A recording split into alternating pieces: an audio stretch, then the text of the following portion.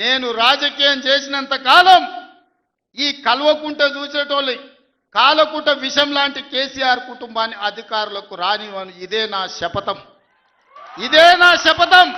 కొడంగల్ బిడ్డగా ఈ గడ్డ మీద నుంచి నేను శపథం చేస్తున్నా.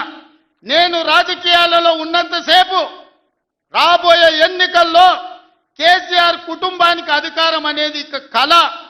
బీఆర్ఎస్ పార్టీ కేసీఆర్ చరిత్ర గతమే. మీ పార్టీకి మీకు భవిష్యత్తు లేదు. ఎవడైనా చర్చించుకుంటే పొద్దుపోయినప్పుడు మాట్లాడుకోవడానికి పనికొచ్చే చరిత్రనే తప్ప భవిష్యత్తు తెలంగాణ రాష్ట్రానికి నీ తరఫున ఒరిగేది ఏమీ లేదు.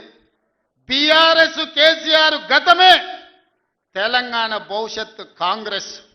మీ గత చరిత్రతోని ఈడ ఒరిగేదేం లేదు. వెనకటికెవడో అన్నాడంట, మా తాతలు నేతులు దాగినరు, మీరు వచ్చి మా మూతులు నాకండి అని. అట్లా ఉన్నది. నిన్ను అసెంబ్లీలో ఓడగొట్టినాం, పార్లమెంట్లో గుండు సున్ని ఇచ్చినాం, మన కంటోన్మెంట్లో బండకేసి కొట్టినాం, మొన్న జరిగిన జూబ్లీహిల్స్లో బోడబండలో బండ కింద వాతి పెట్టినాం.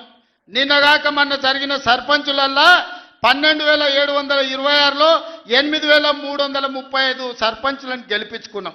సిగ్గు లేదు, ఇన్నిసార్లు ఓడగొట్టినా ఇంకా సిగ్గు లేకుండా బయటకు వచ్చి కింద పడ్డ పైకాలు నాదే అని వెనకటికి ఓడో అన్నాడట.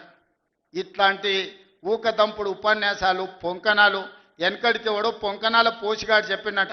నాకున్నాయి 3 ఏళ్ళే కానీ 36 దొడ్లు ఉన్నాయని చెప్పినట.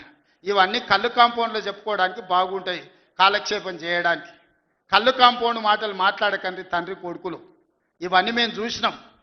శాతనైతే రాండి, ఏందో చెప్పు, దాని ప్రకారం చేద్దాం. 29లో తేల్చుకుందాం. ఇవాళ చెప్తున్నా,